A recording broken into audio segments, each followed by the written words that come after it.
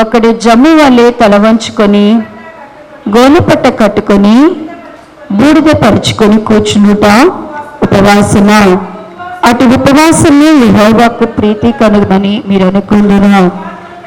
దుర్మార్గుడు కట్టిన కట్లను విప్పుటయు కాడిమాన నూకులను తీయుటయు బాధింపబడిన వారిని విడిపించుటయు ప్రతి కాడిని విరగొట్టుటయు నేను ఏర్పరచుకొనిన ఉపవాసము కదా. ప్రార్థన చేద్దామండి. స్తోత్రము స్తోత్రము స్తోత్రము నాయన. ప్రేమ నమ్మకమైన తండ్రి, పరిశుద్ధుడా, జీవాధిపతి, అద్వితీయ దేవ, కృపా సత్య సంపూర్ణుడా, ఉన్నవాడవు అనివాడవు, భూత భవిష్యత్ వర్తమాన కాలమునకు ఏకరీతిగా ఉన్న సజీవుడగు దేవుడవు, సర్వకృపానిధి అగు తండ్రి, మీకు వందనాలు ప్రభువా. ఎవరూ సమీపింపరాని తేజస్సులో అమరత్వము కలిగి వశించు శ్రీమంతుడా, సర్వాధికారి అగు ప్రభువా, స్తోత్రములు నాయన. యెరూషలేము ప్రార్థన మందిరమును ప్రేమించి మాలో ఏ ఒక్కరము కూడా రాబోయేటువంటి ఉగ్రతలో నశించిపోకుండానట్లుగా నాయన నిత్య నరకాగ్ని నుండి మేము తప్పింపబడవలనని నీ ఏర్పాటులో, నీ ఎన్నికలో ప్రభువా, ఏ యోగ్యత మంచితనము లేని మమ్మలను ప్రేమించి నాయన తల్లి గర్భము నుండి ఉద్భవించినాడు మొదలుకొని ప్రభువా, అయ్యా మేము చెడుతనముతోనూ అబద్ధములతోనూ భక్తిహీనతతోనూ దుర్మార్గతతోనూ నాయన దుర్నీతి దుష్టత్వముతో నాయన నశించిపోచిన వారము ఆయనను శాశ్వతమైన ప్రేమతో మమ్మలను ప్రేమించి విడువక్క మాయడలను కృప చూపుతూ మేమింకనూ పాపులమై ఉండగానే మా కొరకు మనిషి కుమారుడుగా వచ్చి నశించిన మమ్మలను వెతికి రక్షించి మా పాపముల దేనిని రుణముగా మాపై ఉంచకనైనా మా దోష అపరాధములన్నిటి నిమిత్తము మేము పొందవలసిన శిక్షా విధిని పొంది మీరు పొందిన దెబ్బల వలన మాకు రక్షణయు స్వస్థత విడుదలను మీరు దయచేసినారు. మీ రక్తము చేత విమోచింపబడిన మేము మరలా పాపము జోలికి పోకుండా పాపము విషయములో మృతులముగాను నీతి సమాధానములు కలిగిన వారమై నీ సత్య సమాధానములను ప్రేమగా ఎంచుచు నాయన నీ అడుగు జాడల్లో నడవడానికి మాకు నీ కృపను దయచేయండి ప్రభువా. ఉపవాసించిన మేము నాయన శరీరములను నలుగగొట్టుకుని వారు మాత్రముగా ఉండవద్దయ్యా, శరీరములను ఆయాసపరుచుకుని వారు మాత్రముగా ఉండద్దయ్యా. మా శరీరము కృషించినను మా అంతరంగ పురుషుడు బలపరచబడాలి ప్రభువా. దేవా నా తండ్రి, అయ్యా మా యొక్క ఆంతర్యము నాయన తెరవబడాలనైనా అయ్యా మేము అంతరంగమందు నీ పరిశుద్ధాత్మ యొక్క శక్తి ద్వారానైనా అవునయ్యా మేమందరము కూడా ప్రభువా అయ్యా నా తండ్రి దుర్మార్గుడు కట్టిన కట్ల చేతను ప్రతి కాడిమాను మోకుల చేతను అయ్యా బంధకముల చేత బాధింపబడుచున్నాము నాయనా, చెరలో ఉన్నట్లుగానైనా మోహులిడుచున్నాము. విముక్తి కొరకు విమోచనము కొరకు కనిపెడుతున్నాం. దయతో నీ సంఘమైన మమ్మలను ప్రభువా మీరే దర్శించిన ఆయన ప్రతి కాడిమాను మూకు విరగొట్టబడినట్లుగా ప్రతి బంధకముల నుంచి మాకు విడుదల కలుగునట్లుగా ఈ పరిశుద్ధాత్మ సహాయమును దయచేయమని మానవుని స్వరాన్ని మరుగుపరచండి.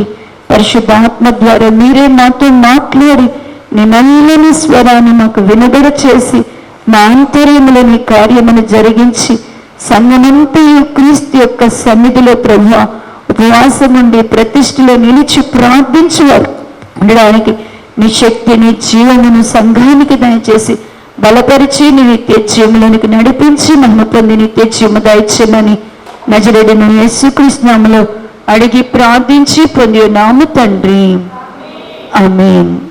అందరికీ వందనాలండి. చదవబడిన 8వ మరి 5-6 వచనాలను కొంతకాలముగా ధ్యానం చేస్తూ ఉన్నాం. మరి ఉపవాసం ఉన్నాము. మన ప్రాణములను మనం బాధ పెట్టుకొనిచు మనము దేవుని సన్నిధిలో ఉన్నాము. మన శరీరాలను ఆయాసపరుచుకుంటున్నాము అంటే మరి ఉపవాసం ఉన్నటువంటి మనము దేనిని చేయాలా? నిజమైనటువంటి ఉపవాసము, దేవునికి అనుకూలమైన ఉపవాసము ఏమిటి అంటే కనుక మరి దుర్మార్గుడు కట్టిన కట్ల విప్పబడాలా, ప్రతి కాడిమాన మోకులు విరగొట్టబడాలా, 3వదిగా బాధింపబడు వారిని విడిపించుటయే దేవునికి ఇష్టమైన అనుకూలమైనటువంటి ఉపవాసం. దేవుడు ఏర్పాటు చేసుకున్న ఉపవాసము.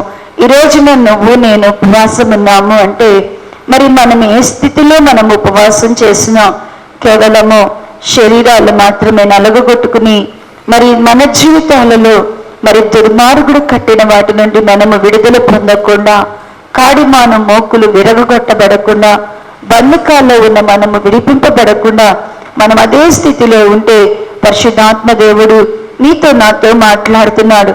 మరి ఈ లేఖనములను గురించి అనేక సత్యాలను దేవుడు మనకి నేర్పిస్తూనే ఉన్నాడు. మరి దుర్మార్గుడు కట్టిన కట్లు, భక్తిహీనులు కట్టినటువంటి కట్లు, పాపపు కట్ల నుండి మనం విడిపింపబడాలా. మరి దాస్యం అనే కాడిలో నుండి మనము విడిపింపబడాలా. లోకం అనే కాడిని విరగొట్టుకోవాలా. ఈ కాడి క్రింద ఎవ్వరు కూడా ఉండకూడదు. మరి దేవుని పిల్లలమైనటువంటి మనము బంధింపబడిన వారముగా, బాధింపబడుతున్న వారముగా, లేకపోతే చెరలో ఉన్న వారముగా ఉంటే ఖచ్చితంగా మనం ఏం కోరుకోవాలి అంటే విడుదల అనేటువంటిది మనకి రావాలా. బంధకాలలో మనం ఉండడం అనేది దేవుని చిత్తమైతే మాత్రము కాదు. మరి మనము బంధకాలలో నుండి మనం విడిపింపబడాలా. అసలు బంధకాల్లో ఎవరు పడుతున్నారు, లేకపోతే బంధకాలు చెరలోనికి ఎవరు వెళ్తున్నారు మనము ధ్యానం చేస్తున్నాం.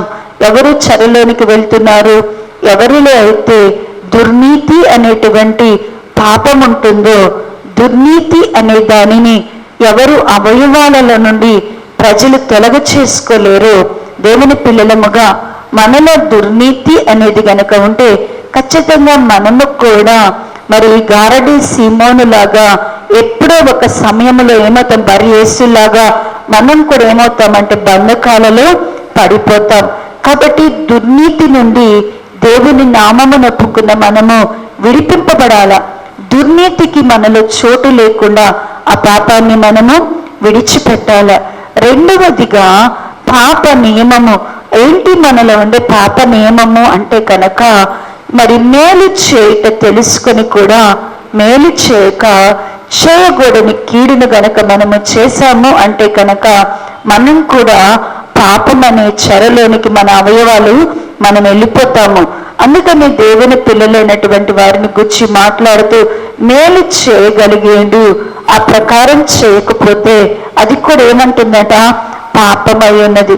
కాబట్టి మేలు చేయటం అనేది దేవుని సంబంధులు, దేవుని పిల్లలకు ఉండేటువంటి లక్షణమును గురించి మాట్లాడుతూ మరి యోహాను గారు కూడా పత్రికలు అన్నాడు, మేలు చేయవాడు దేవుని సంబంధి అయి ఉన్నాడు, కీడు చేయవాడు అపవాది సంబంధి మనవాడు కాదు అంటున్నాడు.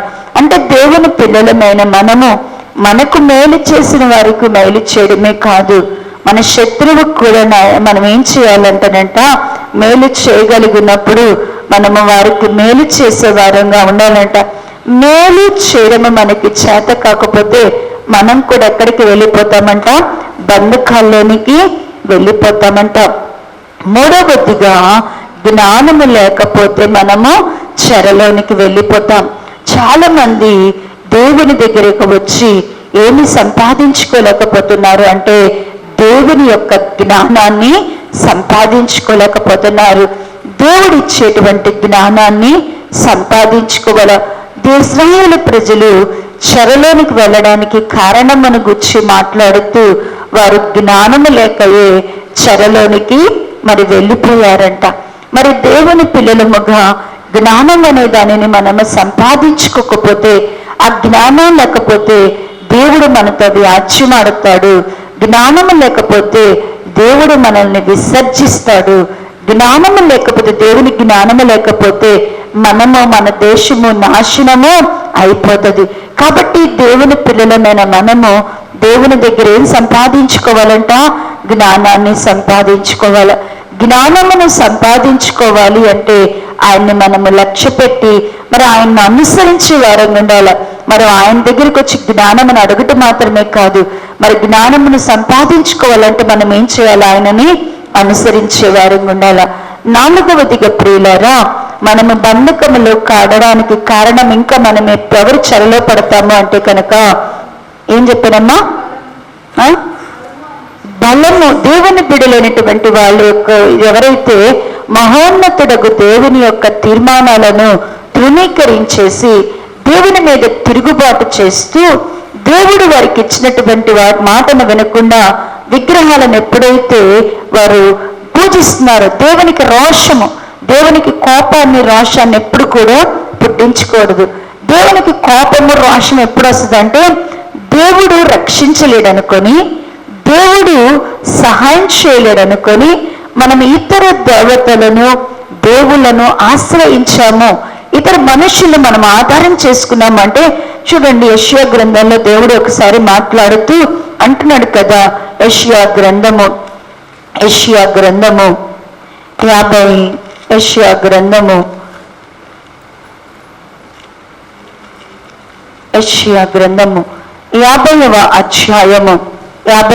అధ్యాయము 2వ వచన భాగము నుండి చదివితే 612వ పేజీ. నేను వచ్చినప్పుడు ఎవడనో లేకపోనేలా, నేను పిలిచినప్పుడు ఎవడనో ఉత్తరం ఇవ్వకుండానేలా, నా చెయ్యి విమోచింపలేనంత కొరచైపోయినా విడిపించుటకు నాకు శక్తి లేదా? నా గద్దింపు చేత సముద్రమును ఎండబెట్టెదను, నదులను ఎడారులుగా చేదును, నీళ్లు లేనందున వాటి చేపలు కంపు కొట్టి దాహము చేత చచ్చిపోవును. ఆకాశము చీకటి కమ్ము చేయుచున్నాను, అవి గోనపట్ట ధరించుకొని ఉన్న. చాలండి, దేవుడు మాట్లాడుతున్నాడు. అసలు నేను పిలిస్తే ఎవడు వచ్చి, నేను వచ్చినప్పుడు ఎవరు కూడా దేవునికన్నా కనబడతలేదు. దేవుడు పిలుస్తుంటే ఎవరు కూడా నేనున్నానని ఎవరు కూడా ఏం చేయట్లేదంట, ఉత్తరం ఇవ్వలేదంట. దేవుణ్ణి ఎలా ఎంచుతున్నారు అంటే కనుక, నా చెయ్యి విమోచింపలేనంత కురచైపోయిందా? దేవుడే అన్నాడు, నా చెయ్యి విమోచింపలేనంత కురచైపోయిందా, విడిపించుటకు నాకు శక్తి చాలదు. ఎవరు మాట్లాడుతున్నారు? ఎవరంటున్నారు ఈ మాట? దేవుడే అన్నాడు. అంటే దేవుని ప్రజలు దేవుని యొక్క శక్తిని, బలాన్ని నమ్ముకోవడం ఏం చేశారు? మానివేశారు. దేవుడి యొక్క శక్తి, దేవుడి యొక్క బాహువు కురచ అనుకుంటున్నారు, తక్కువగా చుట్టున్నారు.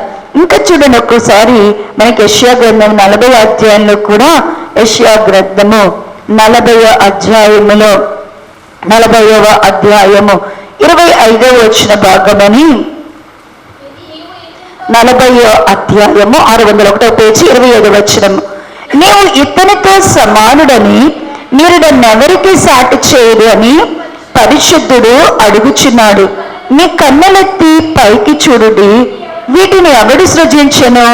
వీటి లెక్క చెప్పున వీటి సమూహములను బయలుదేరి వీటన్నిటికీ పేర్లు పెట్టి పిలిచివాడే కదా. తన అధిక శక్తి చేతను తనకు కలిగిన బలాతిశయము చేతను ఆయన ఒక్కటైనను విడిచిపెట్టడు. యాకోబు, నా మార్గము యెహోవాకు మరుగైనది, నా న్యాయము దేవుని దృష్టికి కనబడదలేదని నీవేలా అడుగుచున్నావు? ఇజ్రాయేలు, నీవేలాగ ఇలాగూ చెప్పుచున్నావు? నీకు తెలియదా? నువ్వు వినలేదా? భూ దిగంతము సృజించిన యెహోవా నిత్యుడగు దేవుడు, ఆయన సమస్యలడు, అలయడు, ఆయన జ్ఞానమును శోధించుట అసాధ్యము. సమస్యల వారికి బలమిచ్చేవాడు ఆయనే, శక్తిహీనులకు బలాభివృద్ధి కలుగు చేయవాడు ఆయనే. బాలురు సమస్యలుగురు అలుగుదురు, యవనులు తప్పక తొట్టిలుదు. యెహోవా కొరకు ఎదురు చూచువారు నూతన. చూడండి, దేవుడు మాట్లాడుతూ అంటున్నాడు, ఇతడితో సమానులని మీరు ఎవరితో నన్ను పోలుస్తారు అని అడుగుతూ, అసలు మీ కన్నులెత్తి పైన చూడండి. చూస్తే దేవుడు కన్నులెత్తి పైకి చూస్తే మనకేం కనపడతాయి? ఆకాశము, నక్షత్రాలు అన్ని కనపడతాయి. ఆ నక్షత్రాలన్నిటికీ కూడా దేవుడు ఏం చేశాడంట? పేర్లు పెట్టాడంట. ఆ నక్షత్రాన్ని పిలిచేటప్పుడంట, ప్రతి నక్షత్రానికి దేవుడు ఎలా పిలుస్తాడంట? పేరు పెట్టి పిలుస్తాడంట. ఆయన అధిక శక్తి చేతను, ఆయన బలాతిశయము చేత వీటన్నిటిని కూడా దేవుడు కలుగజేస్తే వాటిలో ఒక్కదానిని కూడా దేవుడు ఏం చేయడంట? విడిచిపెట్టడంట. అయితే యాకోబుగా అనుకుంటున్నాడంట, యెహోవాకు నా మార్గము మరుగై ఉంది, నా న్యాయం దేవుని దృష్టికి ఏమవలేదు, కనబడలేదు అనుకొని నువ్వు ఎలాగా చెప్పుతున్నావు?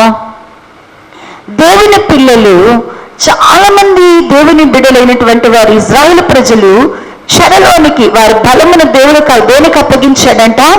చెరకు అప్పగించాడంట. వారి చెరలోనికి వెళ్ళడానికి కారణం ఏంటి అంటే కనుక, మన దేవుడు విడిపించలేని దేవుడని, ఆయన మనకి న్యాయం చేయలేడనుకొని, మనల్ని రక్షించలేడనుకొని, మనము ఆయన మీద ఆధారపడకుండా, దేవుని మీద ఆధారపడకుండా మనుషులను, అధికారులను, దేవతలను, దేవుళ్ళను, ఇతర దేవతలను, దేవుళ్ళను మనం ఆధారంగా చేసుకుంటే దేవుడు మనల్ని కూడా ఏం చేస్తాడు అంటే, అదే మాట మనము ధ్యానం చేసిన కీర్తనల గ్రంథము 78వ అధ్యాయము, కీర్తనల గ్రంథము 78వ అధ్యాయము 61వ వచన భాగములు అంటున్నాడు కదా, ఆయన తన బలమున చెరకును తన భూషణమైన దానిని విరోధుల చేతికి అప్పగించిన దేవుడు. మన బలాన్ని ఎవరికి అప్పగిస్తున్నాడంట? మనకు బలమైంది ఎవరు? దేవుడే మనకు బలం. మనకు బలం ఎవరంట? నీకు బలం ఎవరు? నిజమేనా? నిజంగా దేవుడు మనకు బలమేనా? చెప్పాలా? దేవుడు మాకు బలమని ఏ పరిస్థితుల్లో అయినా మనం నాకు బలము దేవుడు అని మనం ధైర్యంగా చెప్పగలుగుతున్నామా? మనమేమో మాటలతో ఏం చేస్తాము, ఇక్కడేమో ఏం చేస్తాం, దేవుడే మా బలం, దేవుడే మా జయం, దేవుడే మా ముందు అన్ని మాట్లాడతాం, పాడతాం. కానీ మనము భయంకరమైనటువంటి ఒంటరితనంలో మనం ఉన్నప్పుడు అందరూ ఏకమై, నువ్వేం ప్రార్థన, నీదేం భక్తి, అసలు నువ్వెవరివి, అసలు నువ్వేం చేసావు, నువ్వేం తెచ్చావు, అసలు నువ్వు దేనికి పనికి వస్తావు అన్నప్పుడు మనం అప్పుడు అనగలమా, దేవుడే నా బలం, దేవుడే నా జ్ఞానం, దేవుడే నా శక్తి అని మనం చెప్పగలమా? దేవుడు మనకు బలంగా ఉండాలి అంటే మనము ఆయన శక్తిని ఎప్పుడు కూడా తక్కువ చేయకూడదు. విడిపించడానికి ఆయన శక్తి కలిగిన వాడు, రక్షించడానికి ఆయన శక్తి కలిగిన వాడు, సహాయం చేయడానికి ఆయన శక్తి గలవాడు, లేవనెత్తడానికి ఆయన శక్తి కలిగిన వాడు, మార్గం చూపడానికి ఆయన శక్తి కలిగిన వాడని మనము నమ్మాల. శ్రమలో కూడా మనం ఏం చేయాలంటే దానిని నమ్మాల. ఎప్పుడెవరైతే నమ్ముతారో వాళ్ళంటే చెరలోనికి, వారిని మాత్రం దేవుడు ఎక్కడికి పంపించడంట? చెరకు పంపించడు. ఎవరు దేవుడికి శక్తి లేదని, ఎవరికి దేవుని హస్తము కురచని, ఎవరు దేవునికి బలము లేదని, దేవుడు అన్యాయం చేస్తాడని, దేవుడు సహాయం చేయడని ఎవరైతే అపనమ్మకస్తులుగా ఉండి అన్య దేవతలను, దేవుళ్ళతో దేవునికి రోషం పుట్టిస్తారో వారి బలాన్ని దేవుడికి దేనికి అప్పగిస్తాడంట? అలాంటి వారందరికీ కూడా ఎక్కడికి వెళ్ళిపోతారంట? చెరలోనికి వెళ్తారు. ప్రియ దేవుని కుమార్తె, కుమారుడా, నీ యొక్క దేవుని నేను ఎప్పటి పరిస్థితులలోనూ తక్కువ చేయొద్దు. నువ్వే పరిస్థితులు గుండా ఉన్న వెళ్ళు, నీకు ఏ పరిస్థితులైనా ఎదురవని, నిన్ను నమ్మిన దేవుణ్ణి, నీ కొరకు రక్తం పెట్టి ఆయన ప్రాణం పెట్టి విమోచించిన దేవుణ్ణి మాత్రము ఏ పరిస్థితుల్లో కూడా నువ్వు తక్కువ చేయొద్దు. ఆయన నీతో ఉన్నప్పుడు ఆయన్ని ఘనపరచు. అందుకే అంటాడు, నన్ను ఘనపరచు వారిని నేను ఘనపరుస్తాను అన్నాడు.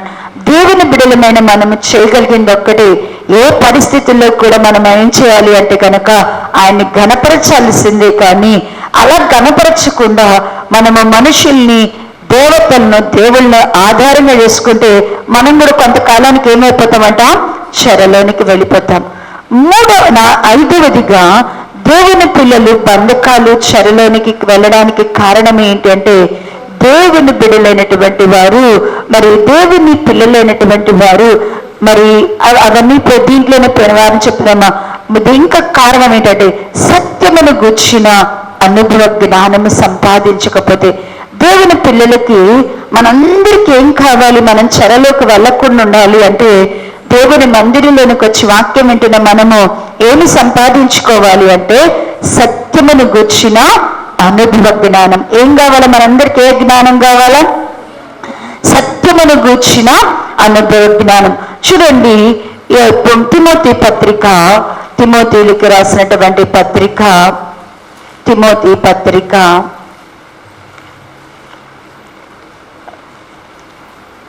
మొదటి తిమోతి పత్రిక 2వ తిమోతి పత్రిక 3వ అధ్యాయము 3వ అధ్యాయము 6-7 వచ్చిన భాగములను చదివితే, పాపభరితులై నానా విధమైన దురాశల వలన నడిపింపబడి ఎల్లప్పుడూ నేర్చుకునేను సత్యము విషయమైన అనుభవ జ్ఞానము ఎల్లప్పుడూ పొందలేని అవివేక స్త్రీల యొక్క ఇండ్లలోనికి చెచ్చి వారిని చెరపట్టుకొని పోవారు వీరిలో చేరిన వారు చాలండి.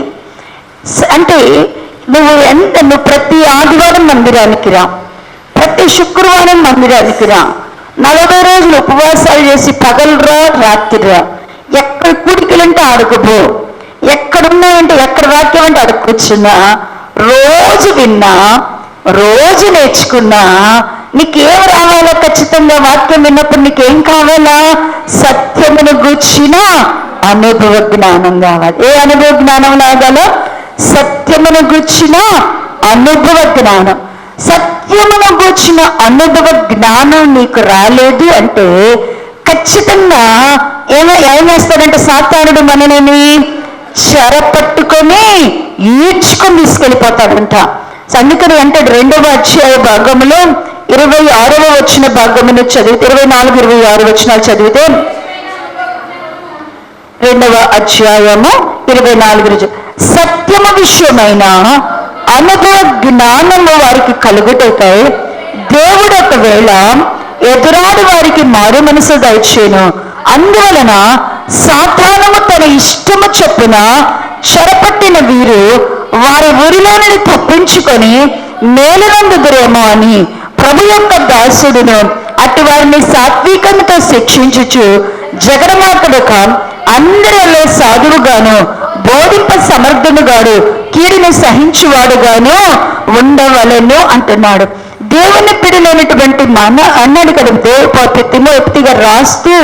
తిమోతి గారికి రాస్తూ అంటున్నాడు కదా, సత్యము విషయమైన అనుభవ జ్ఞానం కలగకపోతే, సత్యము విషయమైన అనుభవ జ్ఞానం కలగకపోతే సాతానంట ఇష్టం వచ్చినట్టు ఏం చేస్తాడంట, వాళ్ళని చెరపట్టేస్తాడంట. అంటే వాక్యము వింటున్నాం, ఎన్ని వాక్యాలు వింటాం? మనం విన్న వాక్యాలు ప్రపంచం ఎవరు ఎంత వింటున్నారో లేదో నాకు ఒక్కసారి అనిపిస్తుంటుంది.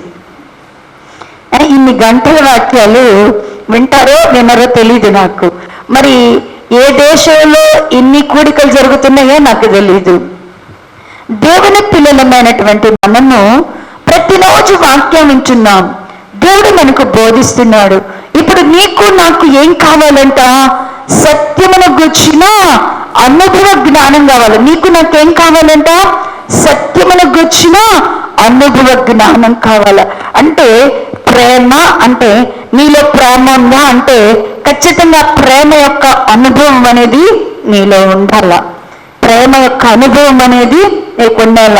ప్రేమ ఇప్పుడు అన్నారు, నీతోటి స్నేహితుడు, నీ ఇంటిలో వాళ్ళు శత్రువు వచ్చి చాలా అసలు వీడు అన్యాయస్తుడండి, వీడిని అసలు నమ్మకూడదండి, ఈవెన్ అసలు నమ్మకూడదండి, ఇలాంటి వాళ్ళతో నేను పడలేకపోతున్నాము అంటే నీలో ప్రేమ ఉంటే, నీలో ప్రేమను గుర్చిన అనుభవం అంటే ప్రేమ అనేది నువ్వు అనుభవిస్తే అప్పుడు నువ్వేమంటావంటే సహించుకో.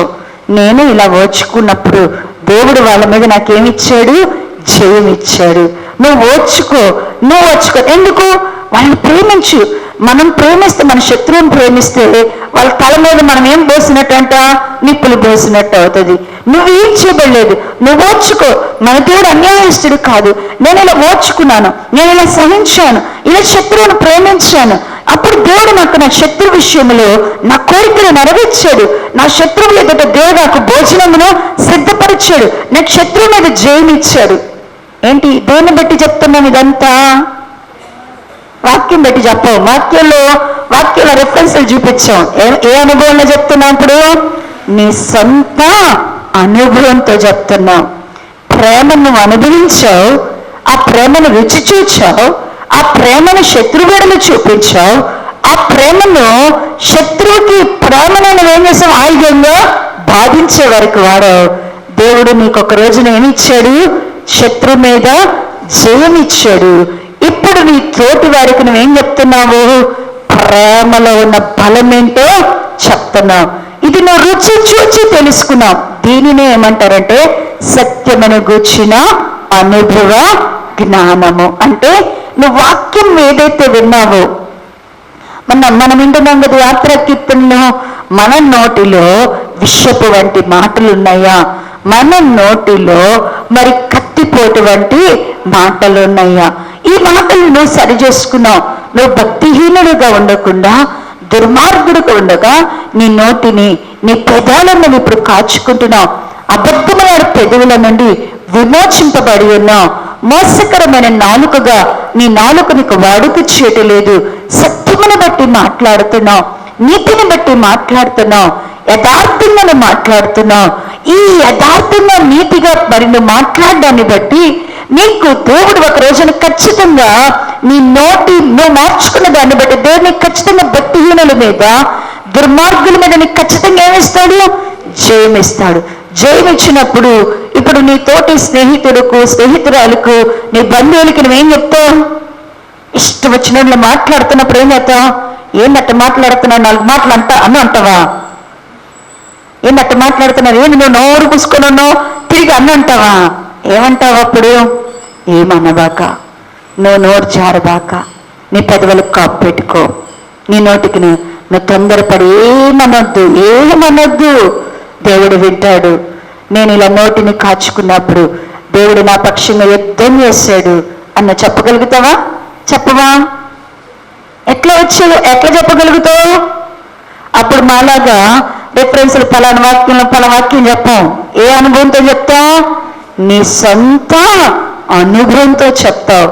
దానిని ఏమంటారంటే సత్యమును గూర్చిన అనుభవ జ్ఞానం. అంటే నువ్వు వాక్యం వింటున్నావు అంటే ఖచ్చితంగా నీలో ఏం కావాలా? సత్యమును గూర్చిన అనుభవ జ్ఞానం కావాలా? వాక్యము నీ జీవితంలో కార్యకారి కావాలా? వాక్యం విని వెళ్ళిపోవడానికి కాదు, వాక్యము విని వెళ్ళిపోవడానికి కాదు, వాక్యం ఏదో రాసుకోవడానికి కాదు, వాక్యం ఏదో చదువుకోవడానికి కాదు. వాక్యము నీ జీవితంగా మార్చడానికి, నీ జీవితము మార్చుకోవడానికి దేవుడు ఏమి ఇచ్చాడు? నీకు వాక్యాన్ని ఇచ్చాడు. వాక్యమే నీ జీవితం అవ్వాలా, వాక్యమే నీ నడత అవ్వాలా, వాక్యమే నీ ప్రవర్తన అవ్వాలా, వాక్యమే నీ మాట అవ్వాలా, వాక్యమే నీ యొక్క క్రియలు అవ్వాలా. ఎప్పుడైతే వాక్యము నీలో ఇలా రూపాంతరము చెందిద్దో దానిని ఏమంటాము అంటే కనుక సత్యమును గూర్చిన అనుభవ జ్ఞానము. ఇక్కడ కొందరు స్త్రీలను గూర్చి అవివేక స్త్రీలు అంటున్నారు. వారిని గూర్చి పౌలు గారు చెప్తూ అంటున్నాడు, వారు ఎల్లప్పుడూ నేర్చుకుంటారంట. ఏమనంటే మనలాగా వీళ్ళ దగ్గర ఎప్పుడు డైరీలు, పెన్నులు, ఎక్కడ కుడికలంటే ఆడుంటారు. ఎల్లప్పుడూ వీళ్ళు ఏం చేస్తారంట? నేర్చుకుంటా ఉంటారంట.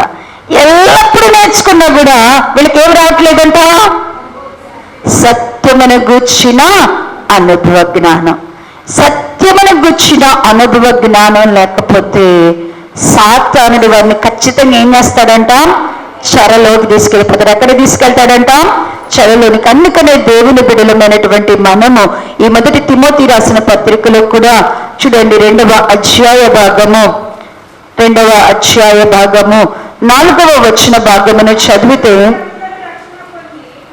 1 తిమోతికి రాసిన పత్రిక 2వ అధ్యాయము 4వ వచనం, ఆయన మనుషులందరూ రక్షణ పొంది సత్యమును గూర్చిన అనుభవ జ్ఞానము గలవారై ఉండవలనని ఇచ్చుచున్నాడు. మనుషులందరూ రక్షింపబడాలి. దేవునికి ఏం కావాలని కోరుకున్నాడంట? దేవుని పిల్లలమైన మనం ఏం కావాలని దేవుడు కోరుకుంటున్నాడంట? దేవుని పిల్లలు మనుషులందరూ కూడా ఏం పొందాలంట? రక్షణ పొంది, మనుషులందరూ రక్షణ పొంది దేవుని గూర్చినటువంటి సత్యమును గూర్చిన అనుభవ జ్ఞానం. దేవుని పిల్లలకి ఏం కావాలంట? సత్యమును గూర్చిన అనుభవ జ్ఞానం. ప్రియులారా, ఇదే ప్రశ్న వేసుకో. నేను ఇన్నాళ్ళ నుంచి వాక్యం వింటున్నాను. ఆ వాక్యము నా జీవితంలో ఎప్పుడైనా నేను అభ్యాసం చేస్తున్నానా?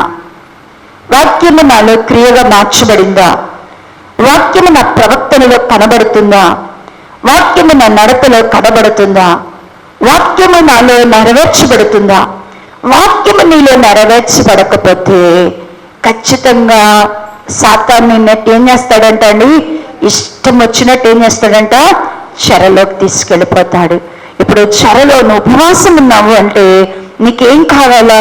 అందుకని నీవు ఈ చిన్న సమస్య వచ్చినా, చిన్న శోధన వచ్చినా, చిన్న ఇబ్బంది వచ్చినా నువ్వు అందరు లోకస్తులాగా టెన్షన్ పడిపోతావు, లోకస్తులాగా భయపడిపోతావు, లోకస్తులాగా మాట్లాడతావు, అవిశ్వాసులాగా మాట్లాడతావు, అల్ప విశ్వాసులాగా ప్రవర్తిస్తూ ఉంటావు. కారణం ఏంటి? నీలో ఏం పని చేయటం లేదు, వాక్యము పని చేయటం లేదు. అదే దేవుని వాక్యము నీలో క్రియగా మారిందా, వాక్యము నీ అనుభవంలోకి వచ్చిందా, వాక్యాన్ని నువ్వు నెరవేర్చవని జీవితంలో, అప్పుడు ఖచ్చితంగా సత్యమును గూర్చిన అనుభవ జ్ఞానం ఏం చేస్తుంది అంటేనంట, సాతాను యొక్క చెరలోనికి నేను వెళ్ళకుండా ఏం చేస్తుంది అంటేనంట తప్పిస్తుంది.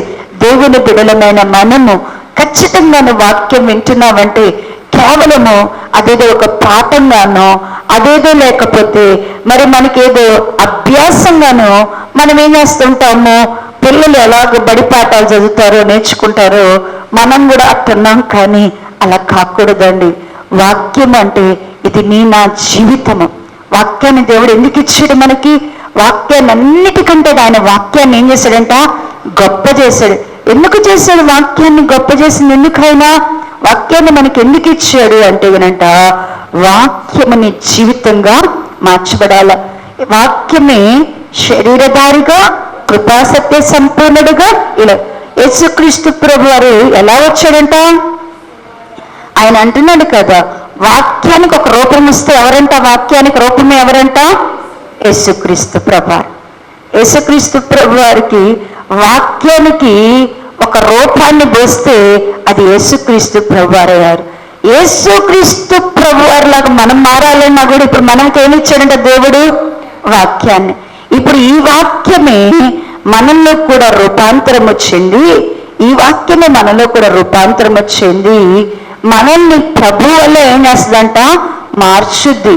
కాబట్టి వాక్యాన్ని ఎప్పుడు కూడా అక్షరాలుగానో పుస్తకంగా నేర్చుకొని వెళ్ళిపోకూడదు. ఆ వాక్యము నీ జీవితానికి అన్వయించుకున్నప్పుడు నువ్వు నేను చెరలోనికి వెళ్ళకుండా ఉంటాం. అందుకనే దేవుడు సత్యమును గుచ్చిన, అందుకనే చూడు తీతుకు రాసిన పత్రిక కూడా తీతుకు రాసిన పత్రిక 1వ అధ్యాయము 2వ వచన భాగమును చదవండి.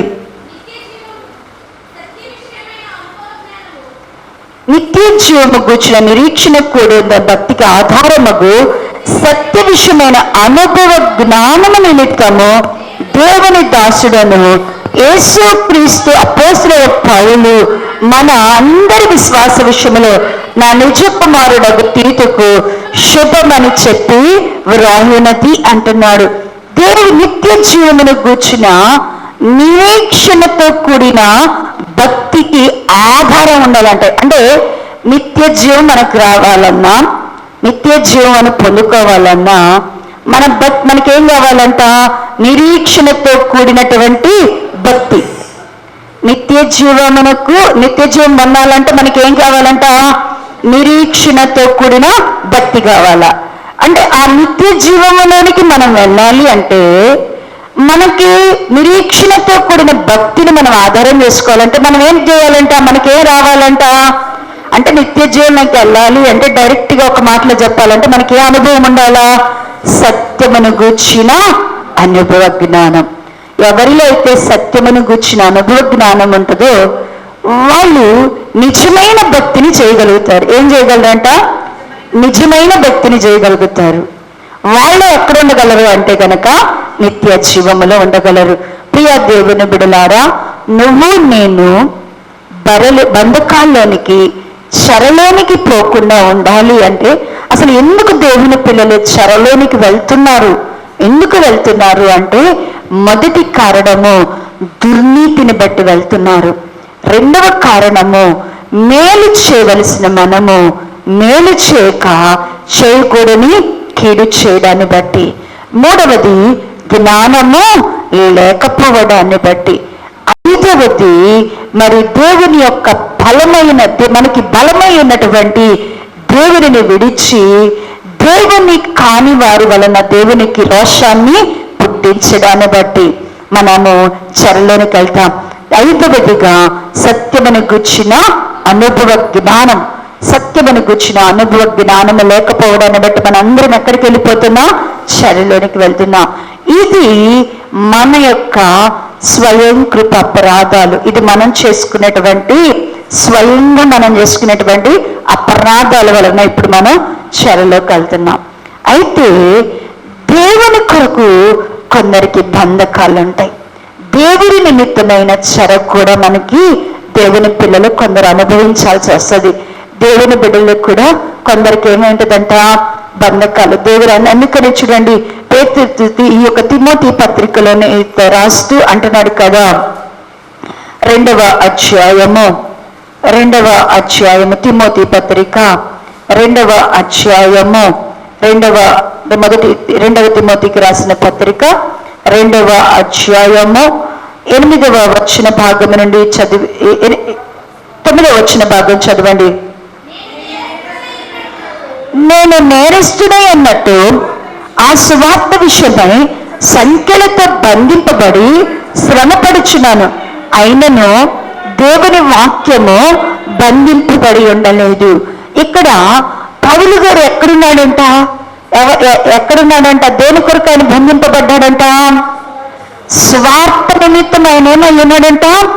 బంధకాలలోనికి, సంఖ్యలలోనికి వెళ్ళాడు, చెరలోనికి వెళ్ళాడంట. అంటే కొందరు బిడ్డలు దేని నిమిత్తము? దేవుని కొరకైనటువంటి బంధకాలు, దేవుని కొరకైనటువంటి సంఖ్యలు. ఇంకా ఆయన చెప్తూ అంటున్నాడు కదా, ఇదే 1 తిమోతికి రాసినటువంటి పత్రిక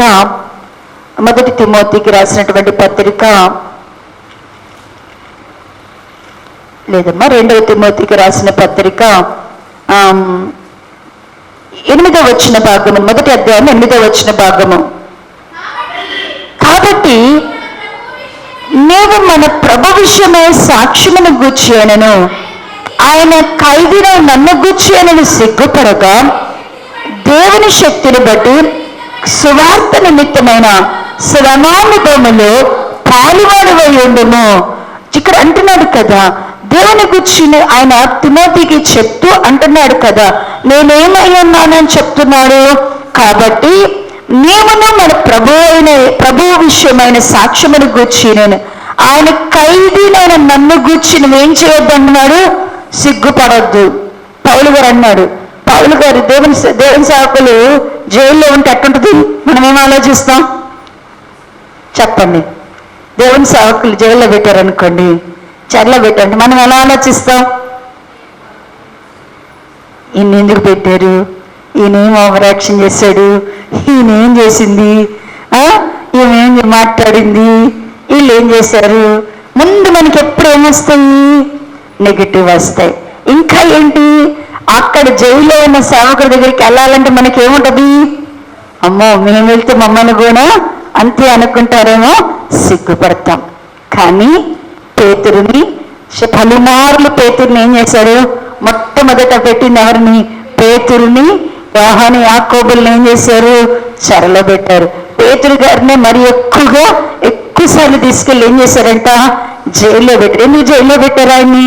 చెరసాల్లో ఎందుకు వేశారు చెరలోకి? ఎందుకు అంటే ఆయన నిజమైన దేవుడు యేసుక్రీస్తు ప్రభు వారిని గురించి ప్రకటించొద్దని. అంటే యేసుక్రీస్తుని నమ్ముకుంటే, పిల్లలు ఈ మాట బాగా వినండి, నిజముగా మనము యేసు ప్రభుని మనం నమ్ముకున్నాము, యథార్థంగా ఆయన నమ్ముకుని వెంబడించామంటే మనకి శ్రమలు ఉంటాయి. శ్రమలు ఉంటాయా? ఉండవా? ఉంటాయి. నీకు శ్రమ లేదంటే నువ్వు నిజమైన క్రైస్తవుడు కాదు, నువ్వు నటిస్తున్నావు అని అర్థమే. నిజముగా యథార్థమైన భక్తి చేసే వాళ్ళందరికీ ఏముంటాయి అంటేనంట? శ్రమలు ఉంటాయి, నిందలు ఉంటాయి, అవమానాలు ఉంటాయి. పేతురు గారు ప్రతి పత్రికలో చూస్తే, తిమోతి పత్రికలో చూస్తే నేను ఎక్కడున్నానని చెప్తున్నాడు? నేను ఖైదీగా ఉన్నాను, సంఖ్యలతో ఉన్నాను, బంధకాల్లో ఉన్నానంటాడు. చూడండి, ఫిలోమోను పత్రిక రాసినప్పుడు చూడండి, ఫిలోమోను పత్రిక, ఈ తీతు పత్రిక పక్కనే ఉంటుంది. తీతు పత్రిక పక్కనే ఉంటుంది, దీని పక్కనే ఉంటాడు. తీతు పత్రిక ఫిలోమోను పత్రిక 10వ వచన భాగం చదవండి.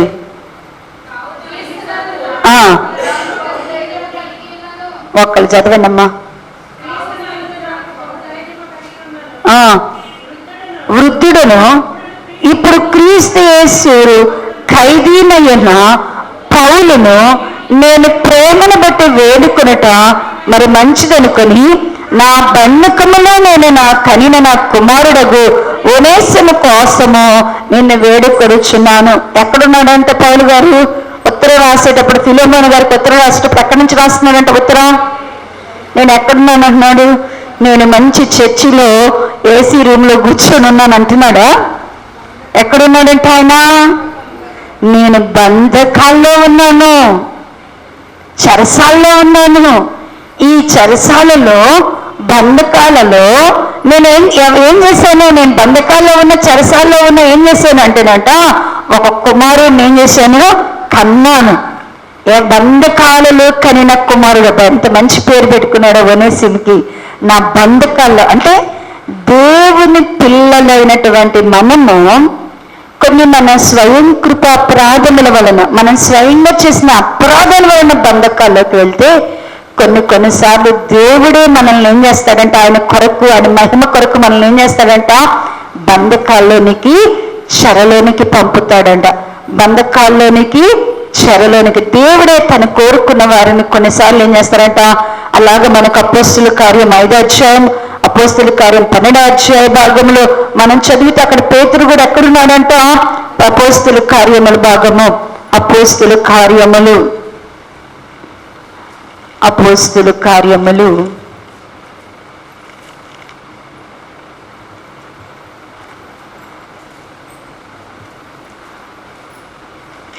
12వ అధ్యాయము, అపోస్తుల కార్యములు 12వ అధ్యాయము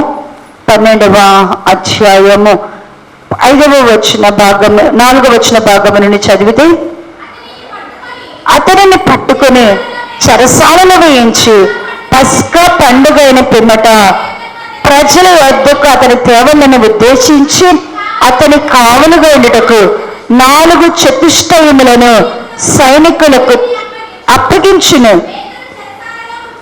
పేతురు చెరసాలలో ఉంచబడేను. చాలండి. పేతురు గారు కూడా ఎక్కడున్నాడంట?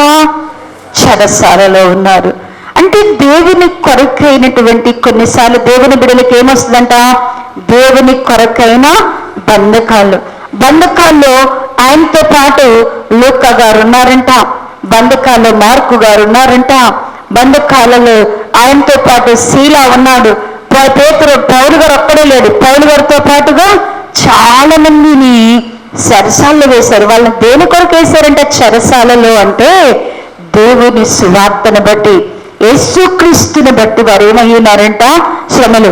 అందుకని పౌలు గారి గురించి ప్రవచిస్తూ కూడా చూడండి, అపోస్తుల కార్యములు 21వ అధ్యాయము, అపోస్తుల కార్యములు 21వ అధ్యాయము 10వ వచన భాగమును చదవండి.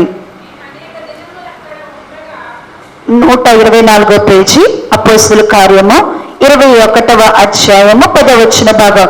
మేము అనేక దినములు అక్కడుండగా అగబు అనే ఒక ప్రవక్త యోధా నుండి వచ్చెను. అతడు మా యొద్దకు వచ్చి పౌలు నడికట్టు తీసుకొని తన చేతులను కాళ్ళను కట్టుకొని, యెరూషలేములోని యూదులు ఈ నడికట్టు గల మనిషిని ఇలాగు బంధించి అన్యజనుల చేతికి అప్పగింతురని పరిశుద్ధాత్మ చెప్పుచున్నాడు అనెను. పేతురు గారికి ముందే అపోస్తలుడైన పౌలు గారికి ముందే ప్రవచనం వచ్చిందంటే ఏమని? ఆయన చూడంగానే అగబు అనే ప్రవక్త ఆ నడికట్టు తీసుకొని తన చేతులకు కాళ్ళకు కట్టుకొని ఈ నడికట్టు కలిగిన మనిషిని యెరూషలేములోకి వెళ్తే ఇలాగ కట్టేసి అన్యజనుల చేతికి అప్పగిస్తారు. వాళ్ళందరూ ఏడ్చారంట, వెళ్ళొద్దయ్యా పౌలయ్యా, వెళ్ళొద్దయ్యా, నువ్వు యెరూషలేముకి వెళ్ళొద్దు, యూదులు నిన్ను పట్టుకొని హింసిస్తారంటే మీరు ఎందుకు ఏడ్చడం? మరి మీరు నన్ను అడ్డగిస్తారు. దేవుని కొరకు ఆయన ఏం చేయాలనడానికి ఇష్టపడ్డారంట? ప్రాణానికి కూడా ఇవ్వడానికి. అంటే పౌలు గారి జీవితంలో ఎక్కడ సువార్త ప్రకటించినా ముందు ఆయన జైల్లో పడతారు. ఎక్కడ పెట్టినా కూడా.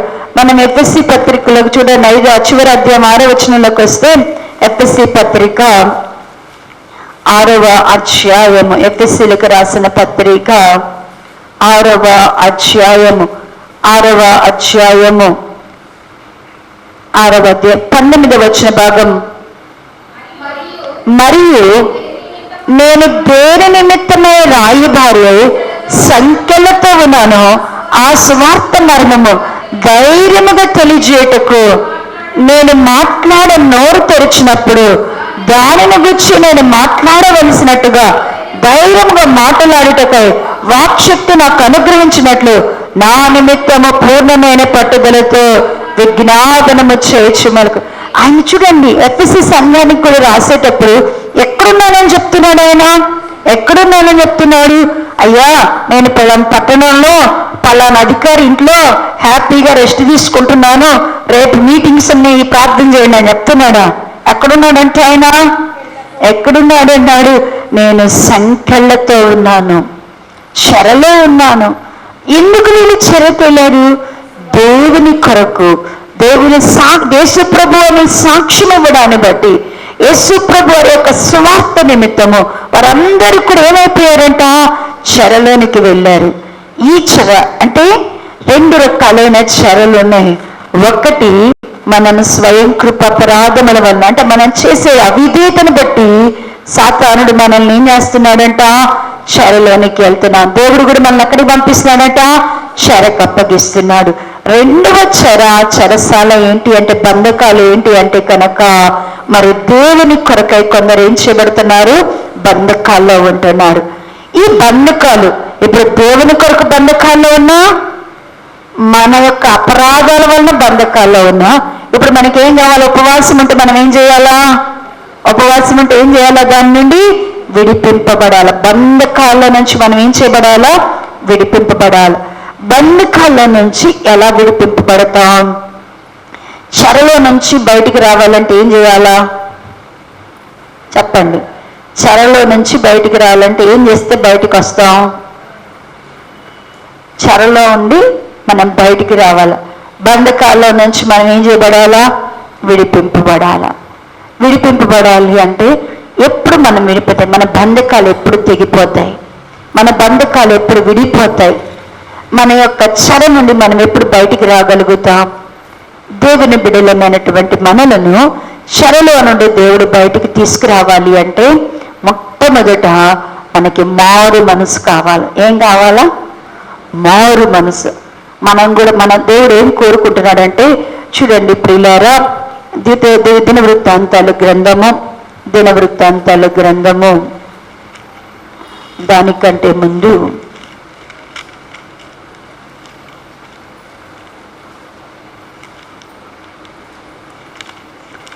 దినవృత్తాంతాల గ్రంథము 2వ దినవృత్తాంతాల గ్రంథము 6వ అధ్యాయము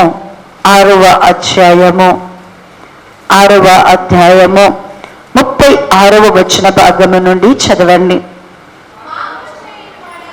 364వ పేజీ 364వ పేజీ 2వ దినవృత్తాంతాలు 6వ అధ్యాయము 36వ వచన భాగము నుండి.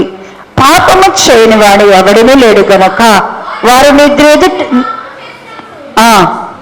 నువ్వు వారి మీద ఆగ్రహించి శత్రువుల చేతికి వారిని అప్పగింపగా, చెరపట్టు వారు వారిని దూరమైనట్టు గాని సమీపమైనట్టు గాని తమ దేశములకు పట్టుకొని పోగా, వారి చెరపోయిన దేశమందు బుద్ధి తెచ్చుకొని మనసు తిప్పుకొని, మేము పాపము చేసితిమి, దోషులమైతిమి, భక్తిహీనముగా నడిచితమని ఒప్పుకొని తాము చెరలో ఉన్న దేశమందు పూర్ణ హృదయముతో పూర్ణాత్మతో నీ యొద్దకు మల్లుకొని తమ పితరులకు ఇచ్చిన తమ దేశముల మీదకి కోరుకున్న ఈ పట్టణం మీదకి నీ నామ ఘనత కొరకు నేను కట్టించిన ఈ మందిరం మీదకి మనస్సు తిప్పి విన్నపము చేసిన యెడల నీ నివాస స్థలమైన ఆకాశము నుండి వారి విన్నపమును ప్రార్థన ఆలకించి వారి కార్యము నిర్వహించి నీ దృష్టి ఎదుట పాపము చేసిన నీ జనులను నీవు క్షమించుదవు గాక అంటున్నాడు. ఏం చేయాలి అంట? చెరలోకి నుండి మనం విడుదల పొందాలి అంటే, చెర బంధకాలు తెగిపోవాలంటే ఏం చేయాలంట? ఇప్పుడు ఇక్కడ కూర్చొని ఏ స్నామంలో నా బంధకం తెగిపోవను గాక అంటే తెగిపోద్దా? నేను ఆజ్ఞాపిస్తున్నాను ఏసునామములో నీ బంధకం తెగిపోను గాక అంటే తెగిపోద్దా? తెగిపోదు. చెరలో నుండి మనం బయటికి రావాలా, విడిపింపబడాలా, బంధకాలు తెగిపోవాలి అంటే దేవుని బిడ్డలైనటువంటి వారు చేయవలసిన మొదటి పని ఏంటి అంటే, నువ్వు ఎందుకొరకు నువ్వే పాపం చేశావు, పాపం చూడండి సొలొమోను గారు అంటున్నాడు, పాపము చేయని వాడు ఎవడు కూడా నీ దృష్టికి లేడయ్యా. అందరు కూడా ఏం చేశారంట? పాపం చేశారు కదా. పాపం చేయని వాళ్ళు ఎవరు లేరు కదయ్యా. పాపమును బట్టి మా శత్రువులు గనక మమ్మల్ని చెరలోనికి తీసుకెళ్తే, దగ్గరలో ఉన్న ప్రాంతానికో దూరంలో ప్రాంతానికో మమ్మల్ని చెరలోనికి తీసుకెళ్తే, ఆ చెరలో ఉన్నవారు నీ మందిరం తట్టు తిరిగి పూర్ణ హృదయంతో పూర్ణ ఆత్మతో వారు బుద్ధి తెచ్చుకొని వారి మనసు మార్చుకొని అయ్యా వారు పశ్చాత్తాపపడి కనుక ప్రార్థన చేస్తే, వారి మనసు మార్చుకొని అంటే ఎందుకు? ప్రభా మేము చేసిన తప్పిదయ్యా, మేము చేసిన దోషం ఇదయ్యా అని కనుక ఒప్పుకుంటే, బుద్ధి తెచ్చుకోవడం అంటే ఏంటంటే మనం ఎక్కడ పడిపోయి ఎందుకు తప్పిపోయామో తెలుసుకోవడం. బుద్ధి వచ్చింది అంటే మనం ఎక్కడ పడిపోయామో, మన మిస్టేక్ ఏంటవుతుంది మనకు అర్థమవుతుంది. తప్పిపోయాను కుమారుని గూర్చి బుద్ధి వచ్చినప్పుడు ఏమర్థమైంది? బుద్ధి వచ్చినప్పుడు ఏమర్థమైంది? అయ్యో నా తండ్రి ఇంట దాసులకు కూడా ఏముండేది? సమృద్ధి అయిన ఆహారం ఉండేది. మా ఇంట్లో పన్నోళ్ళు కూడా సమృద్ధిగా తినేవాళ్ళే మా నాన్న దగ్గర. నేను ఇక్కడ నాకేం లేదు, పందులు తినేటువంటి అంటే అర్థమైంది. బుద్ధి వచ్చింది కాబట్టి తను ఎక్కడ తప్పిపోయాడు అంటే తన తండ్రి ఇంటిలో ఉన్న ఆహారాన్ని లక్ష్య పెట్టలేకపోయాను, నా తండ్రి ప్రేమను నేను లక్ష్య పెట్టలేకపోయాను, నా తండ్రి సంపాదించిన కొరకు కూర్చిన దాన్ని నేను చేయలేకపోయాను, జాగ్రత్త చేయలేకపోయాను. ఇవన్నీ తప్పిపోయిన కుమారుడికి ఎప్పుడు వచ్చిందంటే అర్థమైందంట? బుద్ధి వస్తే అర్థమైంది. మనకు కూడా బుద్ధి వస్తే ఏమవుతుంది? నేను ఎందుకు ఈ శ్రమలో ఉన్నాను, నేను ఎందుకు ఈ చెరలో ఉన్నాను, నాకెందుకు ఈ బంధకం ఉంది, అసలు మనం బంధకంలో ఉండడానికి కారణం ఏంటి అనేది అర్థమవుతుంది. ఈ బుద్ధి ఎప్పుడైతే వచ్చిందో ఖచ్చితంగా బుద్ధితో పాటు ఏమొస్తుంది అంటేనంట మారు మనసు వస్తుంది. బుద్ధి వచ్చిందంటే ఖచ్చితంగా మనకి ఏమొస్తుందంట? మారు మనసు వచ్చింది. మారు మనసు వచ్చింది అంటే ఖచ్చితంగా మారు మనస్సు మనకి ఎప్పుడైతే వచ్చిందో అదే మన విడుదలకు ప్రారంభము. మారు మనసు వచ్చింది అంటే మనకేమో ప్రారంభం అవుతుందంట? విడుదల కావాలి. చెరలో నుండి నిన్ను విడిపింపబడాలి అంటే ఖచ్చితంగా నువ్వేం చేయాలా? మొదట ఏం చేయాలా? మారు మనస్సు ఎప్పుడైతే నువ్వు పొందుతావో, నువ్వు ఇట్ట కూర్చుని 24 గంటలు పాపిని క్షమించు ప్రభా అన్నా కూడా మారు మనసు రాదు నీకు. నువ్వు 24 గంటలు కూర్చొని ఇదే పాట పాపిని ప్రభా క్షమించు ప్రభా అన్నా కూడా నీకు విడుదల రాదు. నువ్వెప్పుడైతే నువ్వెందుకు ఈ పాపంలో పడ్డావో తెలుసుకుంటావో, ఈ పాపంలో నీకు కలిగినటువంటి నీ లోపం ఏంటో తెలుసుకుంటావో, నీ పాపము ఎందుకు ఈ పాపములో నువ్వు పడడం వలన కలిగిన నష్టం ఏంటో నువ్వు అర్థం చేసుకుంటావో, అప్పుడు నీకు వచ్చేది ఉంటుంది నిజమైన మారు మనస్సు. అందరం రోజంతా దేవుని దగ్గరికి వచ్చి పాపిని అంటాం, పాపిని అంటాం, మళ్ళీ పాపం చేస్తూనే ఉంటాం. పాపం తప్పు క్షమించంటాం, మళ్ళీ ఏం చేస్తూ ఉంటాం. ఇది ఎంత మాత్రం నీ చెర, నీ బంధకము విడిపోవాలి అంటే నువ్వే పాపం చేసావో, నీ నోటి మాటలో పాపం వల్ల. చూడండి దావీదు గారు 120 కీర్తనలు మనం చదివినాం కదా. ఆయన కలహప్రియుడి దగ్గర చిరకాలం ఉంటున్నాడంట. కారణం ఎందుకు? కరక సమాధానాన్ని కోరుకుంటే యుద్ధమే ఆయనకి దొరుకుతుందంట. కారణం ఏంటి అని చెప్తున్నాడు. అయ్యో నేను మనుషులతో కూడి భక్తిహీనులతో కలిసి దుష్టులతో కలిసి నేనేం నేర్చుకున్నాను? అబద్ధాలు ఆడడం నేర్చుకున్నాను. మోసకరమైన నాలుకను ఏం చేశాను? సాధకం చేసుకున్నాను. ఇప్పుడు నాకు మిగిలింది ఏమని తెలుసుకుంటున్నాడు? చిరకాలం మందిరంలో ఉండాల్సిన వాడు, దేవుని నా ప్రాణం దేవుని అంటే సదాకాలం ఆయన మీద గురి పెట్టవలసిన వాడిని ఇప్పుడు పద్దాకలాడ కూర్చుంటున్నాను, కలహప్రియుడి దగ్గర కూర్చుంటున్నాను. తెలుసుకున్నాడు, సరి చేసుకున్నాడు, మారు మనసు పొందాడు, ఆయన తప్పును ఒప్పుకున్నాడు. కాబట్టి దేవుడు అంటే ఆయన ఏం చేశాడు? క్షమించి రక్షించాడు. ఈ రోజున నీకు చెరలో నుండి విడుదల కావాలి అంటే నువ్వు చెరలోనికి వెళ్ళడానికి కారణం ఏంటి?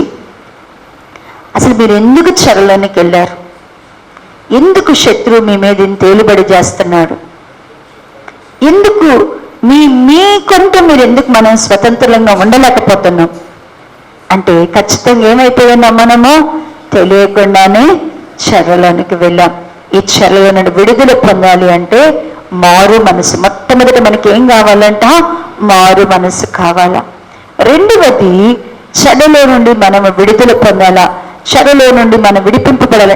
ఇంకొక మాటను కూడా జ్ఞాపకం చేసుకొని చూడండి. 2వ దినవృత్తాంతాలు 30వ అధ్యాయము 2వ దినవృత్తాంతాలు 30వ అధ్యాయం 9వ వచన భాగమును చదవండి. 384. మీరు యెహోవా వైపు తిరిగిన ఎడల మీ సహోదరుల ఎడలను మీ పిల్లల ఎడలను చెరకొని పోయిన వారికి కనికరము పుట్టును, వారు ఈ దేశమునకు తిరిగి వచ్చెదరు. మీ దేవుడైన యెహోవా కరుణా కటాక్షము గలవాడు గనుక మీరు ఆయన వైపు తిరిగిన ఎడల ఆయన మీ యందు ప్రసన్నుడగును అంటున్నాడు కదా. చెరలో నుండి మనము మన పిల్లలు విడిపింపబడాలంటే ఏం చేయాలో హిజ్కియా గారు చెప్తున్నాడు. మీరు యెహోవా వైపు తిరిగిన ఎడల. ఎలా ఏం చేయాలంటే దేవుని పిల్లలు ఎవరి వైపు తిరగాలంట? దేవుని తట్టు మనం తిరగాలంట. మన మనపూర్వకముగా ఆయన తట్టు తిరగాల. తిరగడం అంటే ఇటు తిరిగి కూర్చొని అనగానే అందరూ ఇటు తిరగడం, అటు తిరిగి ఉన్నానంటే అటు తిరగడం కాదండి. ఇట్ట తిరగడం. ఇట్టయితే మనము గుండ్రంగా ఎన్నిసార్లు అయినా తిరుగుతాం. చిన్నప్పుడు ఒక పాట ఉండేది, నేను ఒక తెల్లంగి నువ్వొక తెల్లంగి అనే ఒక పాట ఉండేది, సండే స్కూల్ పాట.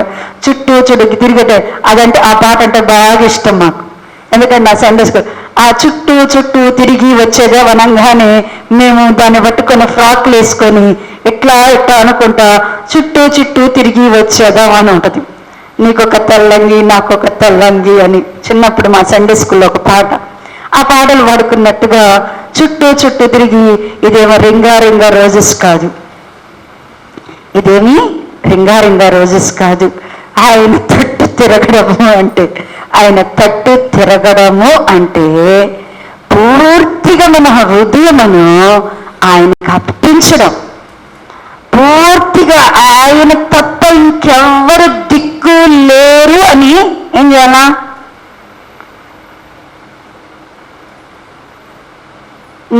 నీకు లోనుకు పెట్టుకున్నావు, డబ్బులు కావాలా?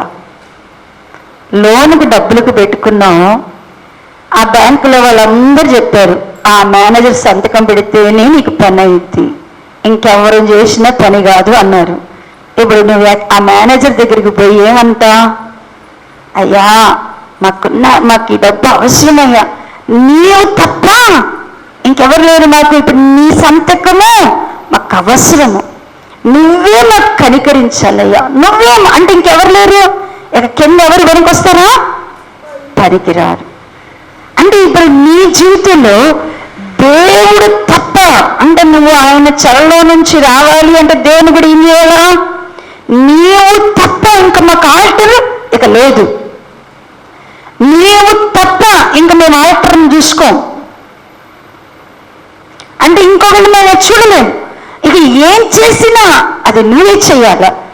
దేవుని తట్టు అంటే మనం అట్ట తిరిగితేనంట, అట్ట తిరిగి మనసు పెడితేనంట, అట్ట తిరిగి దేవుని పట్టుకుంటేనంట దేవుడికి మన ఎడల కరుణావాత్సల్యం పుట్టిద్దంట. మన ఎడల దేవునికి ఏం పుట్టిద్దంట? కరుణావాత్సల్యం పుట్టంట. దేవుడు మనల్ని మన పిల్లల్ని ఎక్కడి నుంచి తీసుకొస్తాడంట? చెరలో నుంచి బయటకు నీవు నిజంగా అలా తిరుగుతున్నావు దేవుని తట్టు ఎప్పుడైనా? ఆ తిరిగేది ఏదో ప్రార్థన చేసేటప్పుడు ఒక 10 నిమిషాలు తిరుగుతావేమో. మనసు నువ్వు తప్ప నాకెవరున్నారు ప్రభువా, పాట పాడమంటే ఎంత పాడతాం. నువ్వు ఉంటే నాకు చాలు ప్రభువా, ఏసయ్యా ఏసయ్యా నువ్వే, అసలు కొండలు తట్టెత్తిన ఎక్కడెత్తిన నువ్వే అంటాం. అవన్నీ పాటలకి మాటలకే కానీ మన జీవితంలో ఎంతసేపు ఆయన తట్టు తిరిగి ఉండగలం? ఎంతసేపు ఆయన కొరకు కనిపెట్టుకుని ఉండగలం? ఎంతసేపు ఆయన శక్తిని మనం ఆధారంగా చేసుకోగలం? నువ్వు అలా తిరిగితే ఖచ్చితంగా నీకున్న చెరను దేవుడు ఏం చేస్తాడంట? తీసివేస్తాడు. చెరలో నుండి నువ్వు బయటికి రావాలి అంటే నువ్వు దేవుని తట్టు అలా తిరుగు. ఇంకా ఇక్కడ అంటాడు కదా, ఈ 2వ దినవృత్తాంతాలు 33వ అధ్యాయము, 2వ దినవృత్తాంతాలు 33వ అధ్యాయము 33వ అధ్యాయము 10వ వచ్చిన భాగం నుండి చదివితే, యెహోవా మనష్షేకును అతని జనులకు వర్తమానాలు పంపినను వారు చెవియొగ్గకపోయారు. కాబట్టి యెహోవా అష్షూరు రాజు యొక్క సైన్యాధిపతులను వారి మీదకి రప్పించును. మనుష్య తప్పించుకొని పోకుండా వారు అతన్ని పట్టుకొని గొలుసులతో బంధించి అతని బబులోనుకు తీసుకుని పోయి, అతడు శ్రమలో ఉన్నప్పుడు తన దేవుడని యెహోవాను బ్రతిమాలుకొని తన పితరుల దేవుని సన్నిధిని తన్ను తాను బహుగా తగ్గించుకొని ఆయనకు మరులుడగా ఆయన అతని విన్నపములను ఆలకించి యెరూషలేమునకు అతని రాజ్యములోనికి అతని తిరిగి తీసుకొని వచ్చినప్పుడు యెహోవా దేవుడై ఉన్నాడని మనుష్య తెలుసుకున్నాడు. మనుష్య గురించి రాస్తున్నాడు. మనుష్య అసలు దేవుని మాటను వినలేడు కాదు. భయంకరమైన విగ్రహారాధన యెరూషలేములో చేయించాడు. భయంకరమైన ఆకాశ సమూహం, ఆకాశ రాణిని పూజించినటువంటి ప్రథమ వ్యక్తి, ప్రథమంగా ఆకాశ రాణి దేవత. ఈ పూజ ఈ తరం స్టార్ట్ అయింది ఎక్కడ ఏంటంటే ఈ మనుష్యతోని. ఈ మనుష్యని మరి సూర్య చంద్రులకు బలిపీఠాలు కట్టించిన వాడు. ఇలాంటి మనిషి భయంకరమైన విగ్రహములతో తన పిల్లలను అగ్నిగుండంలో నుండి దాటించిన వ్యక్తి. ఆయన పిల్లల్ని మరి బలిచ్చిన వ్యక్తి, చంపేశాడు దేవతలకు. అలాంటి వ్యక్తి కర్ణపిశాచాలు, జ్యోతిష్యాలను, మరి చిల్లంగితనాలను నమ్మే వ్యక్తి. ఇలాంటి వ్యక్తికి దేవుడు ఎన్నో మార్లు హెచ్చరించిన మాట వినకపోతే ఇప్పుడు బబులోనికి ఏం చేశాడంటే ఈయనని సంఖ్యలతో బంధించి వాళ్ళు ఏం చేశారంట, బబులోనే తీసుకెళ్తే సంఖ్యలతో ఉన్నప్పుడు, బంధకాల్లో ఉన్నప్పుడు చచ్చిపోవలసిన ఆయన మరలా దేశంలోనికి వచ్చి కూర్చున్నాడంట రాజుగా. ఎట్లా సాధ్యము? ఒక శత్రువు గనక బంధకాలలో బంధించి చెరక తీసుకెళ్తే వాళ్ళని బతికి బయటికి పంపిస్తారా? పంపించరు. రాజుని చంపేస్తారు. కానీ ఇతడు బ్రతికి మరలా తిరిగి రాజ్యం మీదకి వచ్చి కూర్చున్నాడు అంటే అతడు బంధకాల్లో సంఖ్యలతో ఉన్నప్పుడంట తన్ను తాను తగ్గించుకొని మనపూర్వకంగా దేవుణ్ణి ఏం చేశాడంట, బ్రతిమాలుకున్నాడంట. ఇప్పుడు ఏం చేశాడంటే తను తాను ఏం చేశాడంట, తగ్గించుకున్నాడు. నేను రాజు చేసిన తప్పులన్నీ, తన స్థితినంతా తగ్గించుకొని బ్రతిమాలుకొని తన పాపాలు ఒప్పుకొని దేవుని సన్నిధిలో పశ్చాత్తాపడినప్పుడు దేవుడంట ఈ మనుష్యుని ఏం చేశాడంటేనంట సంఖ్యలలో నుండి, బంధకాలలో నుంచి విడిపించాడు. విడిపించి మళ్ళీ ఎక్కడ తీసుకొచ్చి కూర్చోబెట్టాడంట, చెరలో నుండి, బంధకాలలో నుండి యెరూషలేములో ఉన్న రాజ్యంలో కూర్చోబెట్టినప్పుడు యెహోవా దేవుడని తెలుసుకున్నాడంట. ప్రియ దేవుని పిల్లలారా, ఎంతకాలము నువ్వు చెరలో ఉంటావు? ఒకవేళ నిజంగా దేవుని వల్ల నువ్వేమైనా చెరను అనుభవిస్తున్నావా? దేవుని కొరకు ఏమైనా శిక్షను అనుభవిస్తున్నావా? అలాంటి స్థితి ఉంటే మనంత ధన్యులు ఉండరు. ఇర్మియా గారిని కూడా అంట మరి సిద్కియా రాజు బంధించి గుంటలో వేశాడంట. ఆయన బంధించి బురద గుంటలో పెట్టాడంట. అలాంటి బంధకాల్లో వాళ్ళు ఎలా అంటే దేవుని కొరకు, దేవుని ప్రజల కొరకు అన్ని బాధలు అనుభవించారు. మనమైతే మనకిట్లాంటి బంధకాలు ఏమి లేదు కదండి. మనకిట్లాంటి బంధకాలు ఏమైనా ఉన్నాయా? చెప్పుకోవడానికి ఒక్కటి కూడా దేవుని కొరకు నేను ఇంత హింసపడ్డానని చెప్పుకోవడానికి ఒక పేజీ రాస్తావా?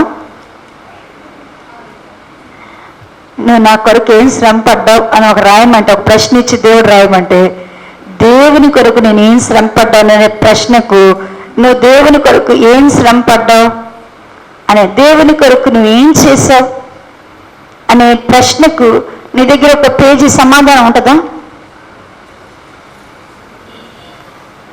అదే దేవుడు అమ్మా నీ శ్రమలేంటి అంటే, దేవుడు అమ్మా నీ శ్రమలేంటి, అయ్యా నీ శ్రమలేంటి అంటే ఎన్ని రాస్తాం? ఒక పుస్తకం ఇచ్చి దేవుడికి ఓపిక నువ్వు చదువయ్యా అంటావు. అంటే మన శ్రమలే ఎంత తేడాను. దేవుని నిమిత్తమైన శ్రమలు మనకి బహు తక్కువ, దేవుని నిమిత్తమైన చెడ మన జీవితంలో తక్కువ. కానీ మనందరం ఇప్పుడు ఎక్కడ ఉన్నామంట? ఎక్కడ ఉన్నాము? బాధింపబడుచున్న వారము, బంధకాల్లో ఉన్నవారము. ఇది చెప్పిన కానీ ఒక సంవత్సరం ఇది ఒక్కసారి చదివి ప్రార్థనలోకి వెళ్ళిపోదాం. యెషయా గ్రంథము ఇది చదివిస్తున్నాను. మనం తర్వాత వీటి గురించి వచ్చే వారం మిగతా వాటిని ధ్యానం చేద్దాం. యెషయా గ్రంథము 49వ అధ్యాయము 24వ వచన భాగము నుండి, బలాఢ్యుని చేతిలో నుండి కొల్ల సొమ్ము ఎవడు తీసుకొనగలడు? భీకరులు చెరపట్టిన వారు విడిపింపబడుదురా? యెహోవా ఇలాగూ సెలవిచ్చుచున్నాడు, బలాఢ్యులు చెరపట్టబడిన వారు సహితము విడిపింపబడుదురు, భీకరులు చెరపట్టబడిన వారు విడిపింపబడుదురు. నీతో యుద్ధము చేయవారితో నేనే యుద్ధము చేసేదను, నీ పిల్లలను నేను రక్షించదను. యెహోవాయే నీ రక్షకుడనియో, యాకోబు బలవంతుడు నీ విమోచకుడని మనుష్యులు ఎరుగునట్లు నిన్ను బాధించు వారికి తమ స్వపాంసము తినిపించేదను. కొత్త ద్రాక్షరసము చేత మత్తులైనట్లు తమ రక్తము చేత వారు మత్తులగుదురంటాడు. భీకరులు చెరపట్టబడి వారు సహితము, బలాఢ్యులు చెరపట్టవాడు సహితాన్ని దేవుడు ఏం చేయగలనంటున్నాడు? విడిపిస్తాను అని వాగ్దానం చేస్తున్నాడు. దేవుడికి మనం బంధకాల్లో ఉండడం ఇష్టమా? మనందరికీ కలిగిన చెర, అందరము దుర్నీతి చేత, పాపము చేత, అజ్ఞానము చేత, జ్ఞానము లేకపోవటం చేత, మహోన్నతులకు దేవునికి రోషం పుట్టించి ఆయన్ని శోధించడం చేత, సత్యమును గుర్చిన అనుభవ జ్ఞానము లేకపోవటం చేత మనందరం ఎక్కడున్నామంటే ఇప్పుడు చెరలో, బంధకాల్లో ఉన్నాం. ఇప్పుడు ఈ బంధకాల నుంచి మనం ఏం చేయబడాలి? ఉపవాసం ఉన్నామంటే మనము విడిపింపబడాలా, మన పిల్లలు కూడా ఏమైపోవాలా? రక్షింపబడాలా. మనం బంధకాల్లో ఉంటే మనతో పాటు ఎవరు వెళ్ళిపోతారు? ఆ బంధకాలానికి మన పిల్లలు వెళ్ళిపోతారు. మనం బంధకాల్లో ఉంటే ఆ శిక్షా ఫలం ఎవరు అనుభవిస్తారు? మన పిల్లలు అనుభవిస్తారు. అందుకని నీ పిల్లలను నేను రక్షిస్తానని. మన బంధకాలు తెగిపోవాలి, మన బంధకాలు విడిపోవాలా. అందుకని బాధింపబడేవారు ఏం చేయబడాలా? విడిపింపబడాలంటే నిజమైన మారు మనసు నీ దగ్గరుందా? నిజమైన మారు మనసు నీ దగ్గరుందా? నిజంగా నువ్వు ఆయన తట్టు తిరిగావా? ఆయన నిన్ను కరుణించినట్లుగా, నిన్ను నీ పిల్లల్ని కనుకరించినట్లుగా నువ్వు ఆయన తట్టు తిరిగావా? నిన్ను నీ పిల్లలు కనికరింపబడాలంటే నువ్వు ఎవరి తట్టు ఉండాలా? నువ్వెవరి తట్టు ఉండాలా? దేవుని తట్టు ఉండాలి. నిజంగా నువ్వు ఏ తప్పులు చేసావు, ఏ పొరపాట్లు చేసావు, వాటన్నిటి నువ్వు అలాంటిది ఇలాంటిది దేవుడు లెక్క కట్టటలా. మనుష్యులాగా నిన్ను నువ్వు తగ్గించుకొని దేవుని దగ్గర బతిలాడుతున్నావా? ప్రార్థన చేస్తున్నావా? బతిలాడుకున్నావా దేవుణ్ణి? ప్రియా దేవుని పిల్లలారా, ఒకవేళ ఇంకా అజ్ఞానంలో ఉంటే, ఇంకా వివేకంలో ఉంటే, దేవుడు మనకి ఈ ఉపవాసముల ద్వారా, నాకు అనుకూలమైన ఉపవాసం, నాకు ఇష్టమైన ఉపవాసం ఏంటంటే దుర్మార్గుడు కట్టిన కట్లు తెంచుటయు, ప్రతి కాడు మాన మోక్కులేమ వల్ల విరగొట్టుటయు, బాధింపబడిన వారు విడిపింపబడుటయే కదా, కాడిని విరిచుటే కదా నాకు ఇష్టమైన ఉపవాసము. ఆ ఉపవాసం మనం చేద్దాం.